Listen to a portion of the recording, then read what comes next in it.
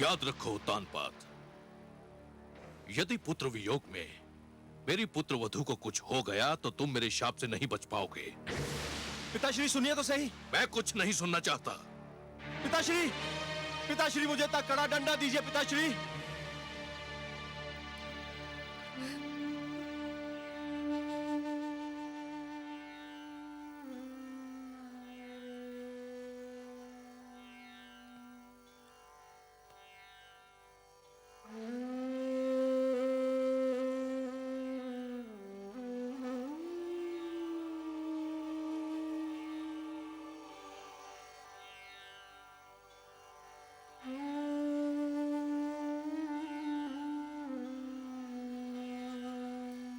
आपने सत्य ही कहा पिताश्री। मैं ना तो अच्छा राजा बन सका, ना अच्छा पति, और ना ही अच्छा पिता। मुझे दंड मिलना ही चाहिए। और यह भी सत्य है कि राजा को दंड स्वयं राजा ही दे सकता है।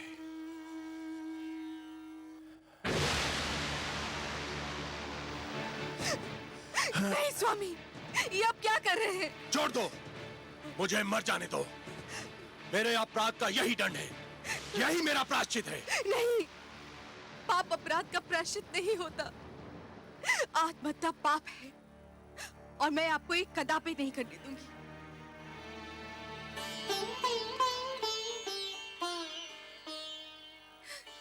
क्यों रोका मुझे?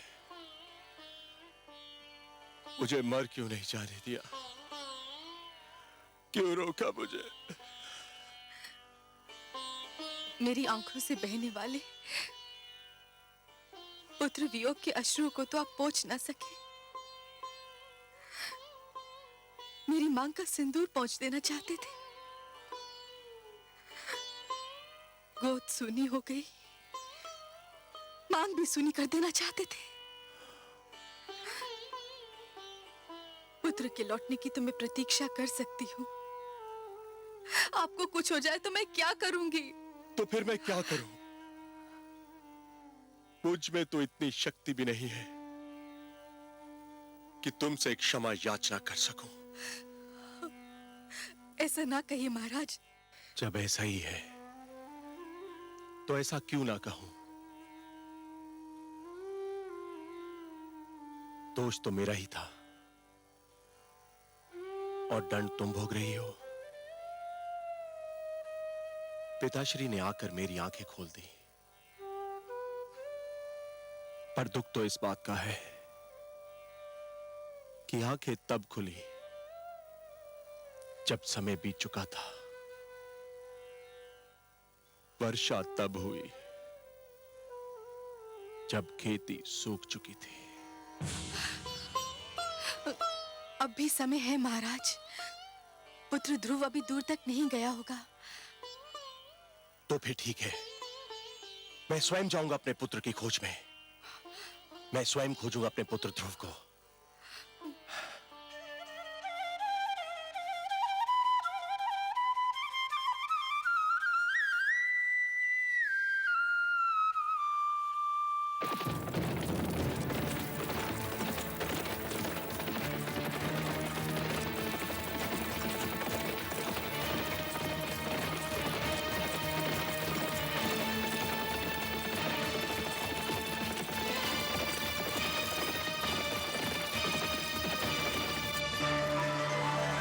नारायण नारायण।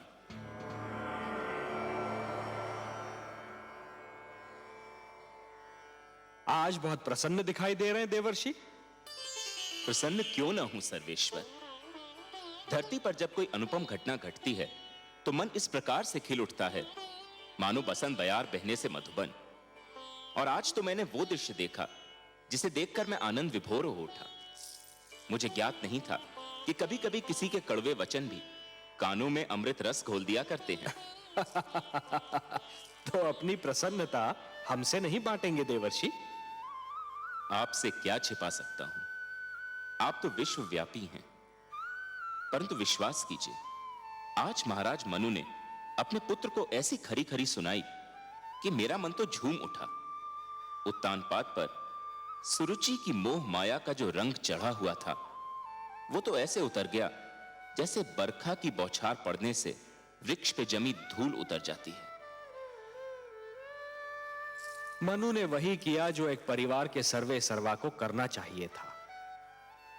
नई पीढ़ियां जब अकारण ही आवेश में आकर अपने पूर्वजों के बनाए हुए अच्छे नियम तोड़ने लगे, सुंदर परंपराओं का त्याग करने लगे और अपने संस्कारों से विमुख होने लगे, तो बड़ों का कर्तव्य है कि उन्हें भटकने पर टोकें, पतन से रोकें। जिस प्रकार एक अंकुश मदमस्त हाथी को अनियंत्रित होने से रोकता है, उसी प्रकार बड़ों का उपदेश छोटों को भटकने से रोकता है। परंतु मुझे आश्चर्य तो इस बात पर हुआ कि उत्तानपाद चुपचाप सिर झुकाए अपने पिता की फटकार सुनता रहा। इसमें आश्चर्य की कोई बात नहीं है देवर्षि। जिस प्रकार देर तक सोने वाले को सूर्य की तीव्र किरणें जागने के लिए विवश करती हैं, उसी प्रकार मनु के कटु वचन ने उत्तानपाद को झंझोड़ना चाहा था। और पुत्र को भी पिता का इसी प्रकार आदर करना चाहिए, क्योंकि पिता ने पुत्र से अधिक जीवन जिया होता है। पिता के अनुभव पुत्र के अनुभवों की तुलना में कहीं अधिक विशाल, अधिक व्यापक और समय की कसौटी पर अधिक खरे उतरे हुए होते हैं। देवर्षि, नवीन पीढ़ियों को भी यह जान लेना चाहिए कि जीवन मार्ग पर उनके पहले के यात्रियों, उनके पूर्वजों के पदचिन्ह उन दीपकों के समान हैं जो उन्हें सही राह दिखाते हैं। मनु ने उत्तानपाद को उचित मार्ग दिखाया। उचित मार्ग? आपकी लीला भी विचित्र है मायापति। आपने ध्रुव को अपनी ही खोज में भेज दिया और उधर महाराज उत्तानपाद ध्रुव की खोज के लिए निकल रहे हैं। और इस बात को आपसे अच्छा और कौन जान सकता है कि ध्रुव का आप तक और उत्तानपाद का ध्रुव तक पहुंचना कितना कठिन है। कठिनाइयां ना हो तो मानव जाति में चुनौतियां स्वीकार करने की क्षमता ही समाप्त हो जाए। हर पग पर सरलता मिली तो मानव जीवन बहुत कठिन हो जाएगा देवर्षि। जूझने दीजिए उन दोनों को अपने संघर्षों से। उन्हें पता तो चले कि जीवन की कठिनाइयों से हर व्यक्ति को स्वयं ही उलझना पड़ता है और स्वयं ही उनके समाधान ढूंढने पड़ते हैं। वह तो ठीक है प्रभु, मुझे महाराज उत्तानपाद की चिंता नहीं है। वो तो ध्रुव की खोज में निकले हैं। ध्रुव किन मार्गों पर जा सकता है, किन क्षेत्रों में जा सकता है, इसका ज्ञान है उनको। उन्हें किसी मार्गदर्शक की आवश्यकता नहीं है। मुझे चिंता ध्रुव की है प्रभु। वो तो आपकी खोज में निकला है। उसे तो अपने नगर के मार्गों का ज्ञान नहीं है, तो फिर क्षीरसागर के मार्ग का क्या ज्ञान होगा प्रभु? प्रश्न यह उठता है कि ध्रुव का मार्गदर्शन कौन करेगा? आप करेंगे देवर्षि। ध्रुव का मार्गदर्शन आप करेंगे। मैं? हां, आप। वैसे भी सारे विश्व को विष्णु का पता तो आप ही बताते हैं। इन तीनों लोकों में आपसे बड़ा मार्गदर्शक और कौन हो सकता है मुनिवर? ध्रुव का मार्गदर्शन आप ही को करना होगा। आपका कथन मेरे लिए आदेश के समान है प्रभु। तो फिर अपना कार्य सिद्ध कीजिए। महादेवी लक्ष्मी भी व्याकुल हैं ध्रुव के लिए। उनकी अशांति दूर कीजिए। किंतु माता हैं कहां? माता है ना। ध्रुव का कष्ट उनसे सहन नहीं हो रहा था देवर्षि, इसलिए धरती पर गई हैं उसे भोजन कराने। परंतु समस्या यह है कि उसे तो भोजन की भूख ही नहीं है। उसे तो केवल हमारे दर्शन की प्यास है, और वह प्यास उसका मार्गदर्शन करके आप ही तृप्त कर सकते हैं मुनिवर। ठीक है प्रभु, यदि आप ये चाहते हैं कि आप भी मेरी परीक्षा लें, तो ऐसा ही सही।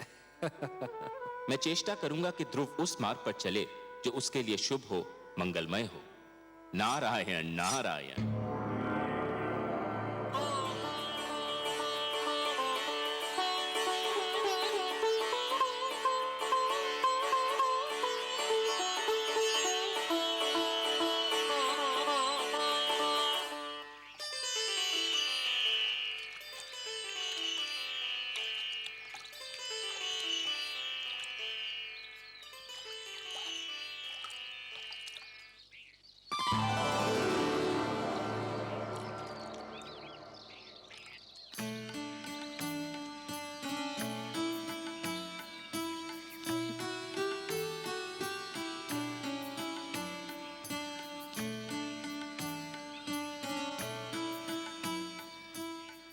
अरे माता आप हाँ, मैंने सोचा तुम जाग गए होंगे, तुम्हें भूख लगी होगी ना। आपने मेरे प्राणों की रक्षा की, मेरा इतना ध्यान रखा, पर अभी तक आपने अपना पूरा परिचय भी नहीं दिया।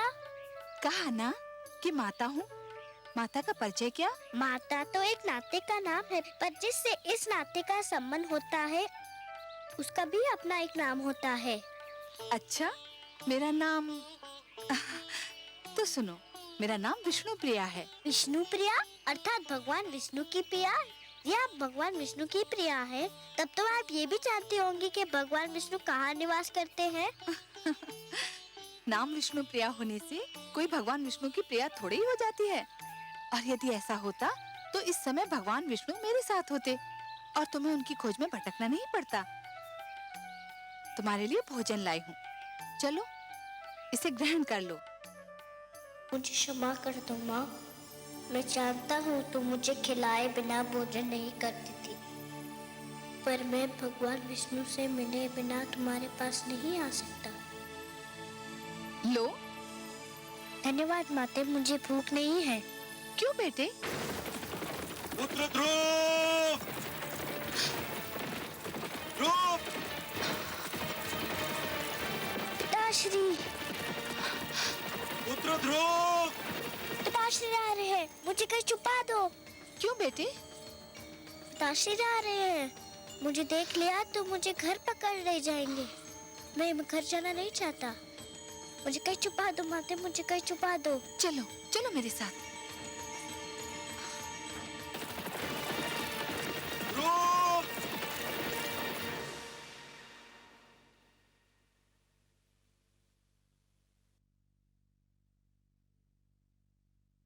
राजा ध्रुव कहाँ चले गए हैं माते?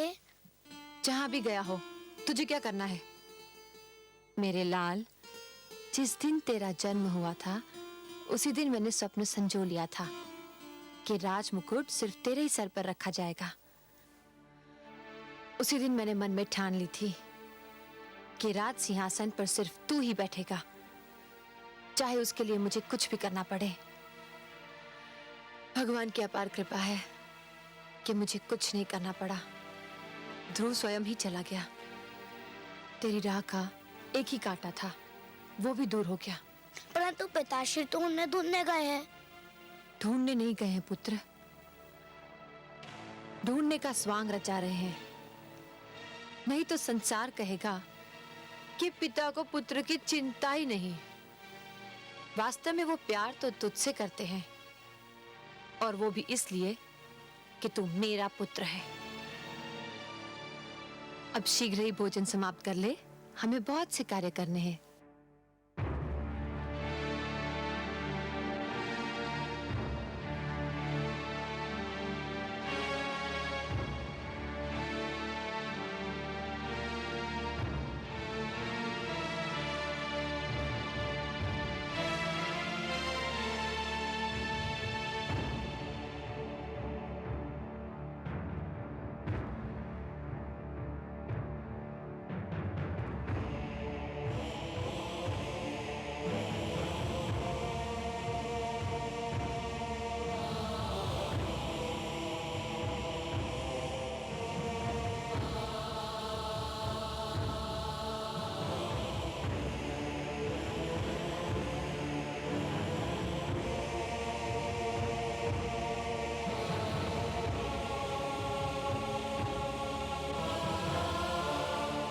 मैं आपसे क्षमा मांगने आया हूं राजगुरु।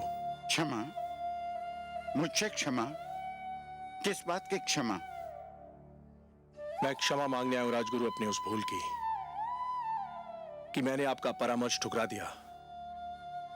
आपने मुझे रोका था और बिल्कुल ठीक रोका था कि मैं महारानी सुनीति का स्थान सुरुचि को ना दूं, परंतु मैंने आपका तिरस्कार किया। मैं अपनी उसी भूल की क्षमा मांगने आया हूं। राजा मांगता नहीं है महाराज, राजा तो देता है, प्रदान करता है। राजा क्षमा मांगने लगे तो अपराधी को दंड कौन देगा महाराज? आपकी भूल ये थी कि आप अपनी इंद्रियों को वश में न रख सके, अपनी इच्छाओं पर नियंत्रण न कर सके, जिस प्रकार अश्व का सवार यदि अपने अश्व को नियंत्रण में न रख सके तो अश्व उसे अपनी पीठ से धरती पर गिरा देता है, उसी प्रकार आप अपनी कामुक इच्छाओं पर नियंत्रण न कर सके और इन इच्छाओं ने आपको वहां पहुंचा दिया जहां आप आज स्वयं को पा रहे हैं। कर्म से गिरकर आपने राजा के धर्म को लज्जित कर दिया है महाराज। राजा तो ईश्वर का प्रतिनिधि होता है और उसे किसी से क्षमा मांगना शोभा नहीं देता। मुझसे वास्तव में भारी भूल हुई है। मुझे दंड दीजिए राजगुरु, मुझे दंड दीजिए। भूल अवश्य हुई है महाराज, परंतु मैं दंड देने वाला कौन होता हूं? मुझे तो ये अधिकार ही प्राप्त नहीं। ये भूल आपने मर्यादा के विरुद्ध की है, अपने राज धर्म के विरुद्ध की है और इस भूल का दंड या क्षमा आपको स्वयं आप प्रदान कर सकते हैं या ईश्वर। मुझे स्वीकार है आपका परामर्श राजगुरु, परंतु आप ही बताइए कि मैं स्वयं को इस भूल का क्या दंड दूं? वो तो आपको मिल ही रहा है महाराज। क्या पुत्र वियोग किसी दंड से कम है? क्या इस राजमहल का सूनापन और सन्नाटा किसी दंड से कम है? क्या ये कुछ कम दंड है कि आप राजभवन में हैं और पुत्र ध्रुव वनों की धूल छान रहा है? राजगुरु, यही दुख तो मुझे चैन नहीं लेने देता। चैन तो आपको उसी समय मिलेगा महाराज, जब आप ये निश्चय कर लेंगे कि आप इस भूल को न स्वयं दोहराएंगे न कभी किसी को दोहराने देंगे। प्रजा तो राजा के पद चिन्हों पर चलती है। आप अपनी प्रजा को विश्वास दिलाइए कि ऐसी भूल अब कभी नहीं होगी। रही क्षमा तो वो तो केवल ईश्वर ही कर सकता है। आप भगवान विष्णु से प्रार्थना कीजिए कि वो आपके पुत्र की इच्छा पूर्ति करते। ये होता है तो आपको अपने आप ही क्षमा मिल जाएगी। वो तो मैं अवश्य करूंगा राजगुरु, किंतु इस समय जाकर महारानी सुनीति से क्या कहूं, यही सोच मुझे खाई जा रही है।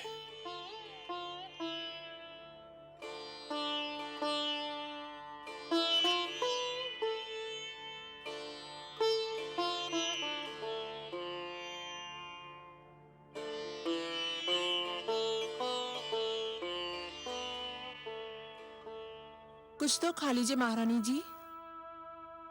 इसे ले जाओ दासी, मुझे भूख नहीं है। कब तक आप भूखी रहेंगी महारानी जी? कुछ तो खा लीजिए ना। कैसे खाऊं?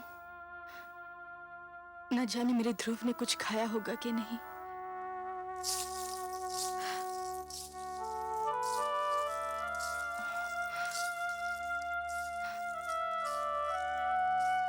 मेरा पुत्र महाराज? नहीं, कहीं नहीं मिला। मैंने सारा क्षेत्र छान मारा, उसका कहीं पता नहीं चला।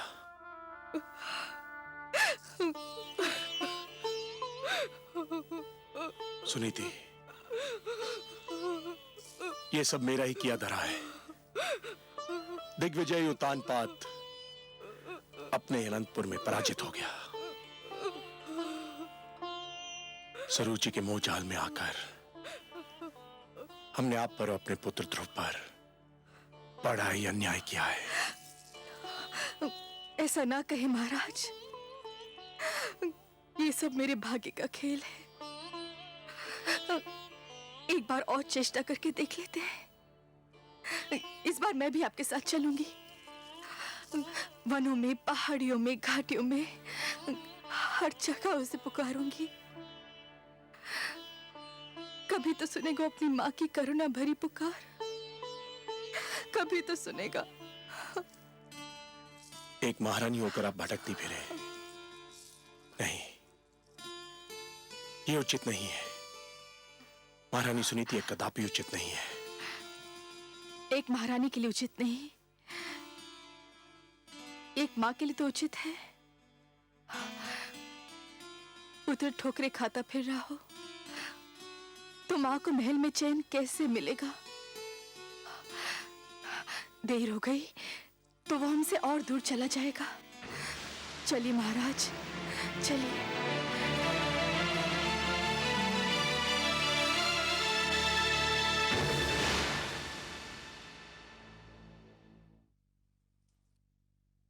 महारानी महारानी, सब बना बनाया खेल बिगड़ गया। शुभ शुभ बोल बावली, कौन सा खेल बिगड़ गया?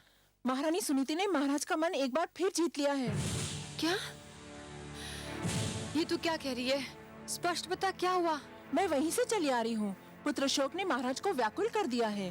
वो मेरे सामने महारानी सुनीति के समक्ष अपना पश्चाताप प्रकट कर रहे थे। क्या? हाँ महारानी, और अब दोनों मिलकर राजकुमार ध्रुव की खोज में जा रहे हैं। कुछ कीजिए, वरना आपके सारे सपने चकनाचूर हो जाएंगे। नहीं, यह असंभव है। ऐसा नहीं हो सकता। मैं देखती हूँ कि महाराज कैसे जाते हैं।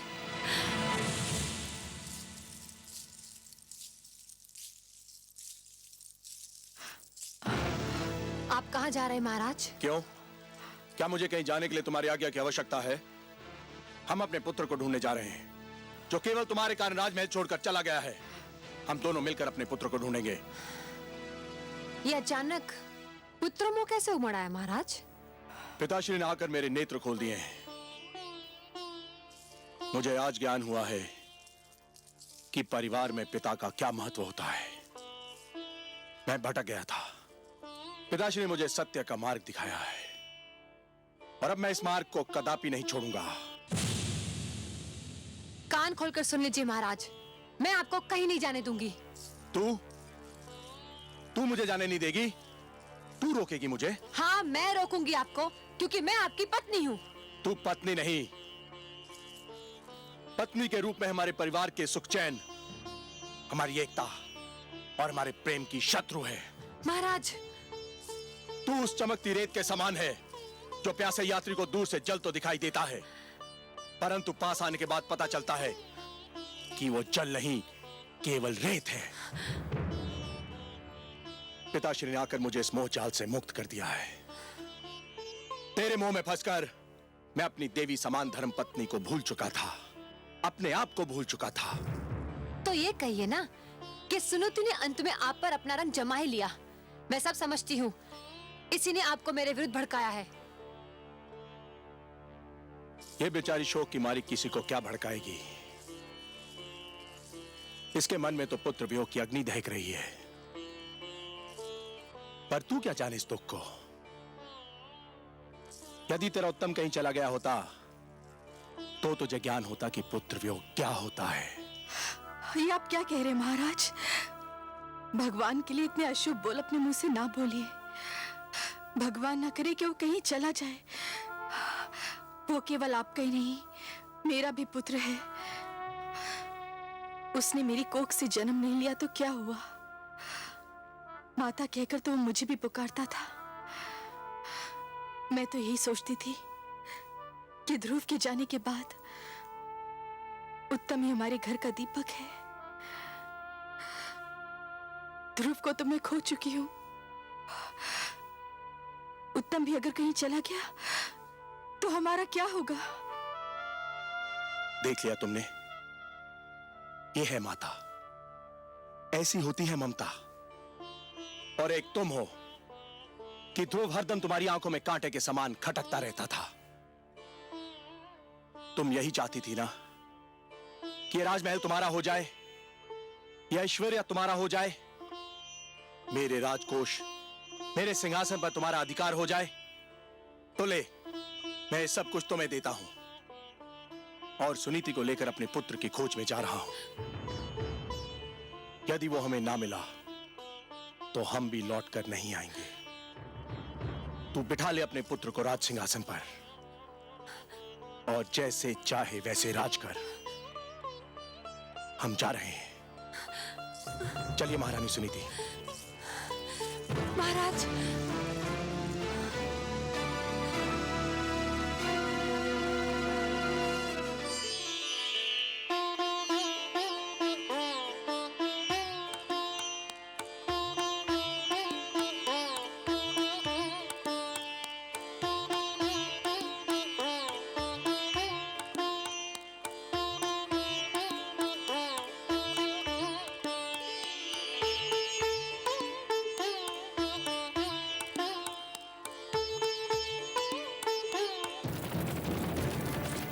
ध्रुव!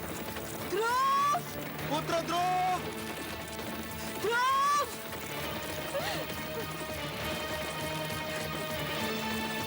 पुत्र ध्रुव! ध्रुव! ध्रुव! ध्रुव! पुत्र ध्रुव!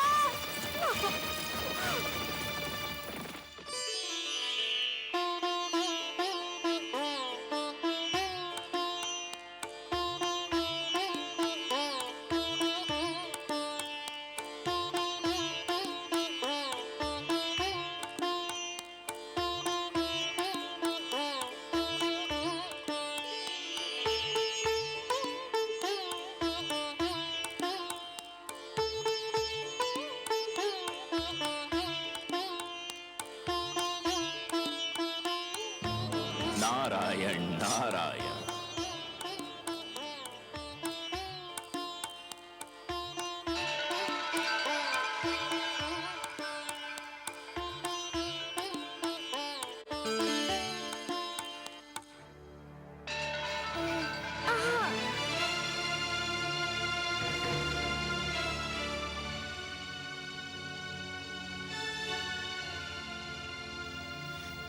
बालक, आप कौन है महात्मन? तुम प्यासे हो और मैं तुम्हारे लिए जल लाया हूं। क्या इतना जान लेना पर्याप्त नहीं है? मैं जल पीना नहीं चाहता। मैं भगवान विष्णु से मिलने जा रहा हूँ। बहुत लंबी यात्रा करनी है मुझे। जल नहीं पियोगे तो लंबी यात्रा कैसे करोगे? धर्म की साधना के लिए शरीर की रक्षा करना बहुत आवश्यक होता है बालक। लो, थोड़ा सा जल पी लो।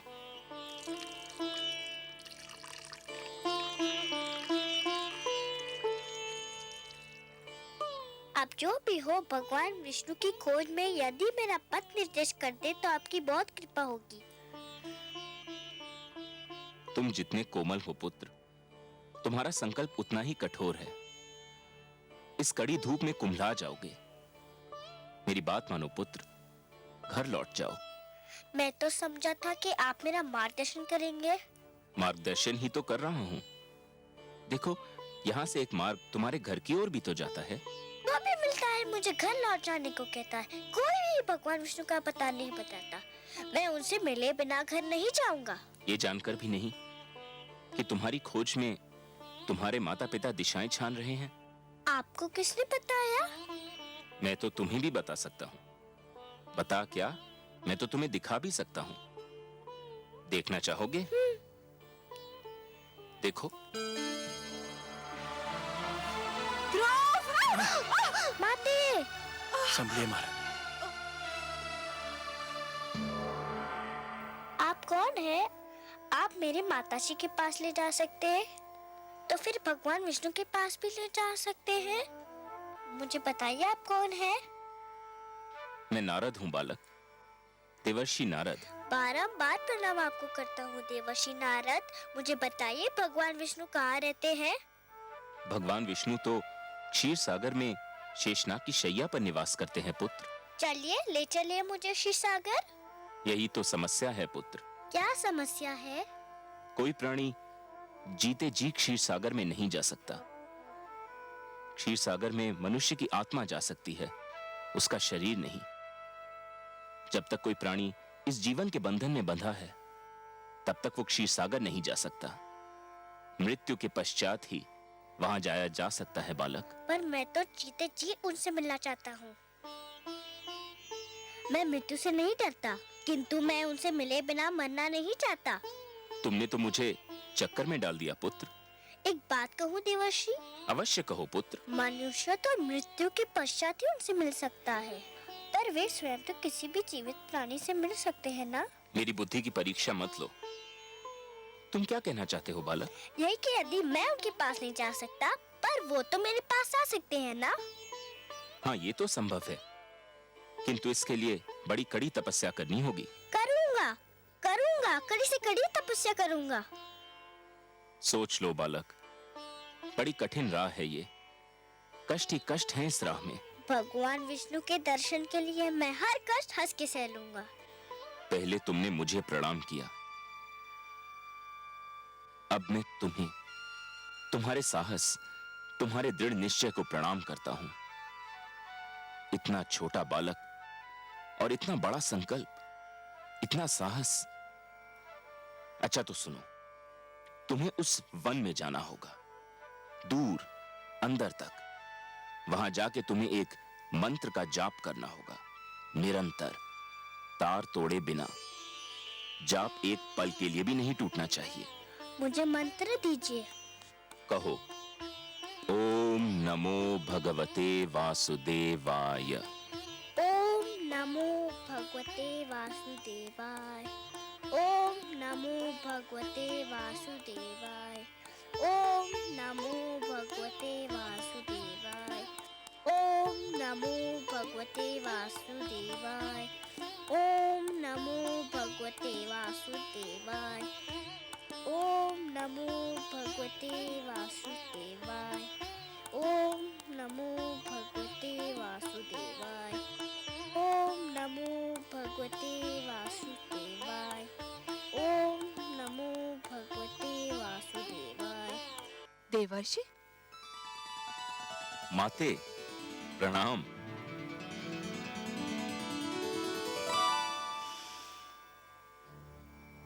माते, क्या मुझसे कोई भूल हो गई है? आप मुझे कुछ रूठी रूठी सी दिखाई दे रही हैं। हाँ, मैं आपसे बहुत क्रोधित हूँ। आप भी कभी कभी ऐसे उल्टे सीधे काम करते हैं कि मन करता है आपसे कभी बात ही न करूं। मगर माते, नियम तो यह है कि दंड देने से पहले अपराध करने वाले को उसके अपराध के बारे में बताया जाता है। आपने तो मुझे अभी तक नहीं बताया कि मेरा अपराध क्या है। आपसे उत्तर नहीं बन पा रहा है, इसके लिए बातें मना रहे हैं। मैं पूछती हूँ, उस छोटे से बालक को इतने घोर वन में भेजने की क्या आवश्यकता थी, जहाँ हर पग वन्य पशुओं और विषैले सर्पों का संकट है? ओह, तो माता मुझसे इसलिए रुष्ट हैं कि मैंने ध्रुव को वन में क्यों भेज दिया? और नहीं तो क्या, मंत्र का जाप ही तो करना था। वो तो ध्रुव वहाँ भी कर सकता था जहाँ आप उसे मिले थे। एक कोमल काया को इतना बड़ा कष्ट देने की क्या आवश्यकता थी? परंतु माते, जहाँ मैं ध्रुव से मिला था वह एक खुला क्षेत्र था। तो क्या हुआ? नारायण नारायण। माते, आपको तो पता है कि ध्रुव के माता पिता उसकी खोज में निकल चुके हैं। हाँ, मैं जानती हूँ। माते, किसी खुले क्षेत्र में ध्रुव उनकी दृष्टि से बच नहीं पाता। कभी ना कभी वह उसे देख ही लेते। यदि वह उसे देख लेते तो फिर घर ले जाने का प्रयत्न करते। यदि वो उसे घर ले जाने का प्रयत्न करते तो मंत्र के जाप का तार टूट जाता। यदि मंत्र के जाप का तार टूट जाता तो ध्रुव की तपस्या भंग हो जाती, और यदि ध्रुव की तपस्या भंग हो जाती तो भगवान विष्णु से मिलने की उसकी मनोकामना पूर्ण न हो पाती। इसलिए मैंने उसे एक ऐसे स्थान पर भेज दिया है जहां उसे कोई देख न सके। माते, ठीक है, किंतु तुम जानते हो ना कि ध्रुव मुझे कितना प्यारा है। यदि उसे कोई हानि पहुंची तो? माते, मैं उसके भाग्य के लिखे को तो नहीं बदल सकता। मैंने तो वही किया जो मुझे इन परिस्थितियों में उचित लगा। क्या अब भी आप मुझसे रुष्ट हैं? नहीं, परंतु संतुष्ट भी नहीं हूँ। एक बात कहूं माते? कहो। आप जब भी क्रोधित होकर मुझे डांटती हैं तो मुझे बहुत आनंद मिलता है। मुझे यूं लगता है मानो किसी सुंदर मधुवन से मुझ पर फूलों की वर्षा हो रही हो। नारायण नारायण।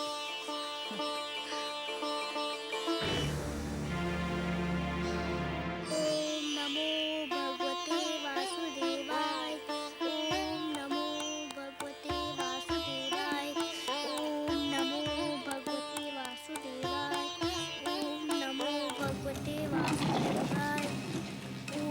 नमो भगवते वासुदेवाय।